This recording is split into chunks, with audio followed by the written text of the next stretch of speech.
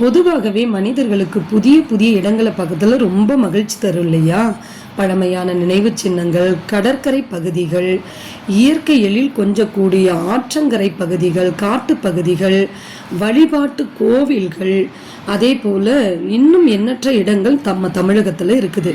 அதில் குறிப்பாக தஞ்சாவூரில் 2 இடத்த நம்ம சொல்லியாகணும். ஒன்று தஞ்சை சரஸ்வதி மகால் நூலகம். இந்தியாவில் உள்ள தொன்மையான நூலகங்களில் தஞ்சை சரஸ்வதி மகால் நூலகம் ஒன்று.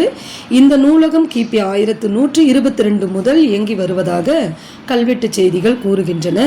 இங்கு தமிழ், தெலுங்கு உள்ளிட்ட பல்வேறு மொழிகளின் ஓலைச்சுவடிகளும் கையெழுத்து படிகளும் கிடைக்கின்றன. இதோடு மட்டுமில்லாமல் தலைச்சிறந்த ஓவியங்களும் தொன்மையான இசைக்கருவிகளும் இங்கு கிடைக்கின்றன. இரண்டாவதாக அறியக்கூடிய இடம் தமிழ் பல்கலைக்கழகம்.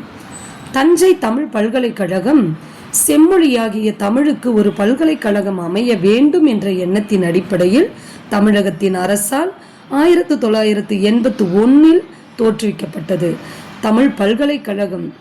இது தஞ்சாவூரில் 1000 ஏக்கர் நிலப்பரப்பில் அமைக்கப்பட்டுள்ளது. வானத்தில் இருந்து பார்க்கும் பொழுது தமிழ்நாடு என தெரியும் வகையில் இதன் கட்டிட அமைப்பு உள்ளது. இந்திய நாகரிகத்தின் பண்பாட்டு கூறுகள் அனைத்தையும் விரிவாகவும் விளக்கமாகவும் ஆழமாகவும் ஆராய வேண்டும் என்பதே இப்பல்கலைக்கழகத்தின் நோக்கம். இங்கு கலைப்புலம், சுவடிப்புலம், வளர்த்தமிழ் புலம், மொழிப்புலம், அறிவியல் புலம் ஆகிய 5 புலங்களும் 25 துறைகளும் உள்ளன. இப்பல்கலைக்கழகம் தமிழ் மொழி ஆய்வுகள் செய்வது மட்டுமன்றி சித்த மருத்துவ முறை மூலம் பொதுமக்களுக்கு பயனுள்ள வகையில் மருத்துவ தொண்டு செய்து வருகிறது.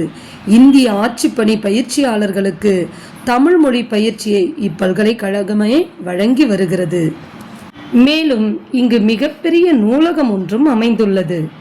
உலகின் பல்வேறு நாடுகளைச் சேர்ந்த ஏராளமான மாணவர்கள் இங்கு கல்வி கற்று வருகின்றனர் என்பது குறிப்பிடத்தக்க ஒன்று.